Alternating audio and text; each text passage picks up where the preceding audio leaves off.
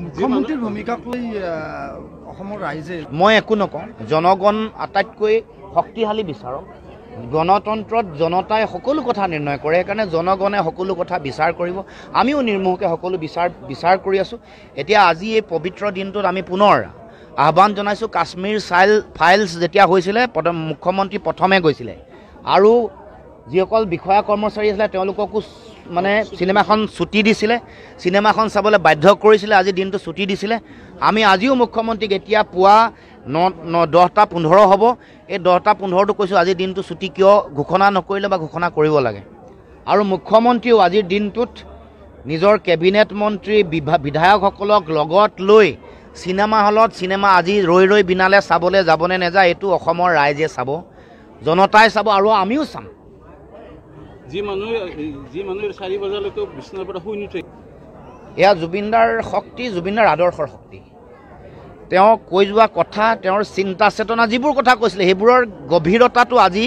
মৃত্যুৰ পিছত মানুহে বেছি উপলব্ধি কৰিছে তেওঁ আমাৰ পৰা মহাপ্ৰয়াণ হোৱাৰ পাছত আদৰ্শৰ বিশালতা মহানতা যিবোৰ কথা ক'লে সাম্প্ৰদায়িকতাহীন সমাজ এখন গছ গছনি নাকাটিবৰ কাৰণে প্ৰকৃতিৰ প্ৰতি ভাল পোৱা আৰু প্ৰেম নদ নদী পাহাৰৰ প্ৰতি ভাল পোৱা আৰু প্ৰেম এইটো দায়িত্ব পৰোপকাৰ মানৱতাবোধ মানৱীয় প্ৰমূল্য এইবোৰৰ যিটো বিশ্বজনীন আবেদন আছে সেইকাৰণে পৃথিৱীত অকল অসমতে থকা নাই জুবিনদাৰ আদৰ্শৰ সমগ্ৰ পৃথিৱীৰ গোটেই পৰিধি ভাঙিছে সেইকাৰণে আমেৰিকাতো সংগীতজ্ঞ এই কথা কৈছে যে জুবিন গাৰ্গ অকল গান গোৱা মানুহ বোলছবি বনোৱাই নহয় তেওঁৰ আদৰ্শত এগৰাকী মহান মানুহৰ এটা সত্তা ইয়াৰ লগত জড়িত হৈ আছে আনকি BBC CNN ভাৰতবৰ্ষৰ যিসকলে বিভিন্ন